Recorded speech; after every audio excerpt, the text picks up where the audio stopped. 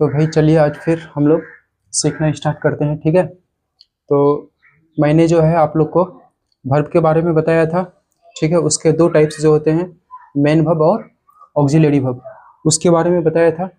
आज जो है हम लोग बात करते हैं ट्रांजिटिव वर्ब और इंट्रांजिटिव वर्ब। क्यों बात करेंगे सर उसके बारे में, ठीक है। तो बताते हैं, आज हम लोग ट्रांजिटिव वर्ब को देखेंगे। तो सर देखिए, उससे पहले थोड़ा सा जैसे मान के चलिए हम लोग एक सेंटेंस बनाते हैं, ठीक है। मान के चलिए कि ये एक सेंटेंस बनाएंगे हम लोग को। तो कभी भी सेंटेंस बनाने के लिए हम लोग को 2 से 3 चीज़ों का जरूरी होता है, बहुत मुख्य रूप से। और वो 2-3 चीज़ें क्या हैं सर? एक है सब्जेक्ट आपका, ठीक है, subject plus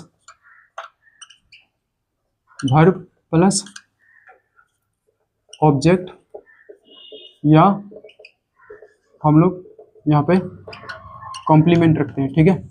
subject plus verb, object या कॉम्प्लीमेंट। आप किसी भी ट्रांसलेशन का बुक में देखिए, जूनियर इंग्लिश ट्रांसलेशन या ऑक्सफोर्ड इंग्लिश ट्रांसलेशन, या किसी भी ट्रांसलेशन का बुक में आप देखिए, है ना, आपको दिखेगा ऐसा structure, subject plus verb plus object या कॉम्प्लीमेंट।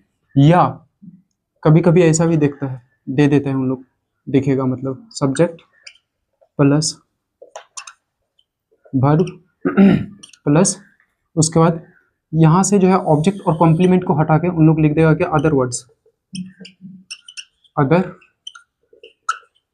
वर्ड्स। ये अदर वर्ड्स कुछ नहीं है सर, अदर वर्ड्स का मतलब ऑब्जेक्ट और कॉम्प्लीमेंट ही होगा। अदर वर्ड्स जब भी होगा ना, या तो वो ऑब्जेक्ट होगा या नहीं तो कॉम्प्लीमेंट ही होगा, ठीक है। तो सर सेंटेंस बनाने के लिए क्या क्या चाहिए? सब्जेक्ट चाहिए, वर्ब चाहिए, ठीक है, ग्रामेटिकली एक ऑब्जेक्ट चाहिए, या नहीं तो कॉम्प्लीमेंट। तो सर हम लोग बात करेंगे आज कि सर ऑब्जेक्ट क्या है सर, लेकिन ऑब्जेक्ट को पकड़ने के लिए, ऑब्जेक्ट को जानने से पहले उसको पकड़ने के लिए हम लोग को सर ट्रांजिटिव वर्ब पढ़ना पड़ेगा, ठीक है। तो हम लोग आज बात करेंगे किसके बारे में? ट्रांजिटिव वर्ब के बारे में। क्लियर? तो ठीक है, ट्रांजिटिव वर्ब के बारे में बताते हैं। तो देखिए सर, अब हम लोग बात करेंगे किसके बारे में? ट्रांजिटिव वर्ब के बारे में। चलिए,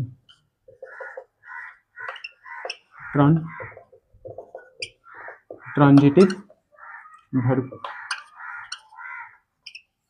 अब सर ट्रांजिटिव वर्ब एक ऐसा वर्ब है सर, इसके साथ हमेशा सर ऑब्जेक्ट रहेगा सर, 100%, ठीक है।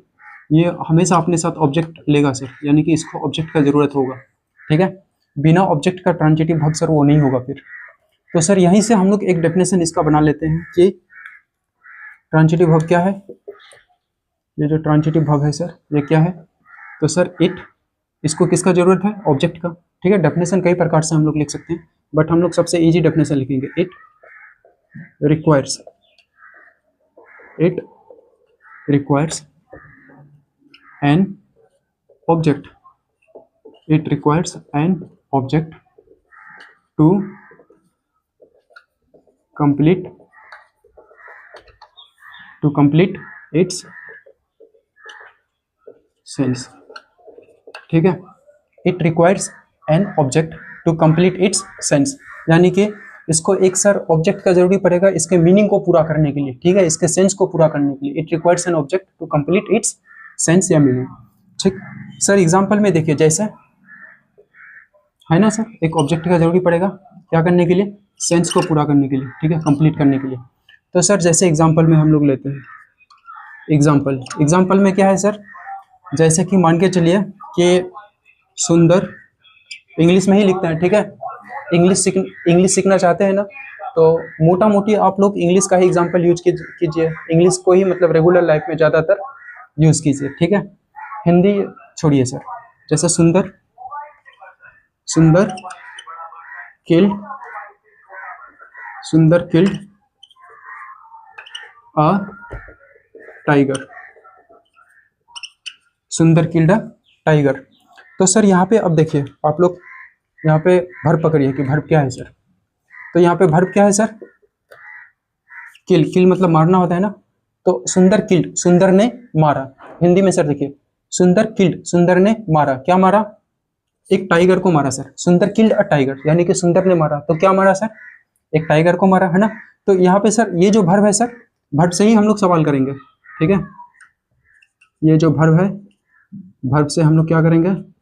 सवाल, क्वेश्चन करेंगे वर्ब से। अब सवाल किसका करेंगे सर? क्या और किसे का, ठीक है। क्या और किसे, यानी कि सवाल करेंगे हम लोग क्या और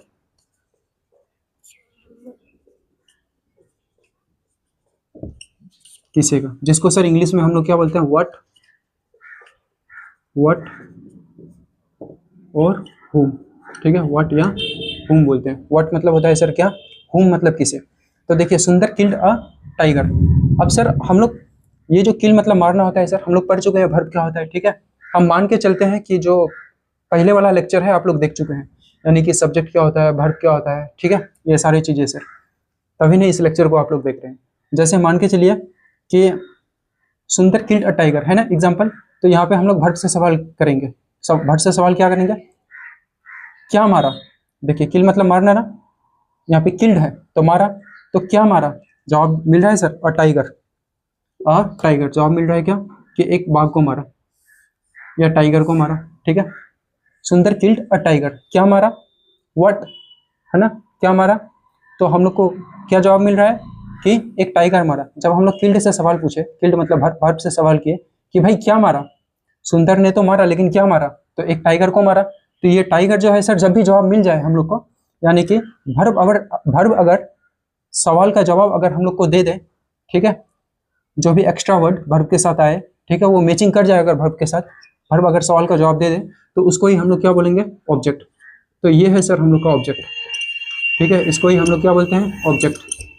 ठीक है, कॉम्प्लीमेंट नहीं सर, अभी कॉम्प्लीमेंट नहीं बताएं, ये है क्या, ऑब्जेक्ट। ठीक, जैसे और एक एग्जांपल लिखिए। जैसे मान के चलिए कि आई एट, एट मतलब खाया, आई एट मैंगो। ठीक है, मैंने खाया, क्या खाया, तो अ मैंगो, एक आम खाया। तो सर यहाँ पे वर्ब क्या है, एट है, एट मतलब खाया, इट मतलब खाना, इट एट इटन। तो यहाँ पे सर हम लोग इससे सवाल करेंगे। ये जो वर्ब है सर, इसी वर्ब से सवाल किसका करेंगे सर, सवाल करेंगे व्हाट यानी कि क्या, और हुम का यानी कि किसे। ठीक है, तो व्हाट मतलब क्या खाया, व्हाट मतलब क्या होता है सर, व्हाट मतलब क्या, और हुम मतलब किसे। ठीक है, तो ये जो वर्ब है सर एट, इससे सवाल करते हैं क्या खाया, तो देखिए जवाब में क्या मिल रहा है, अ मैंगो। ठीक है, किसे खाया, तो एक आम को खाया। तो यहाँ पे जो है सर मैंगो, यही हम लोग का क्या है, ऑब्जेक्ट। ये क्या है सर, हम लोग का ऑब्जेक्ट है। ठीक है, तो ये सर पूरा रूप से हम लोग ट्रांजिटिव वर्ब को देख लिए। आप लोग इसका और भी एग्जांपल्स यूज कर सकते हैं। तो आज के लिए इतना ही। ठीक है, धन्यवाद।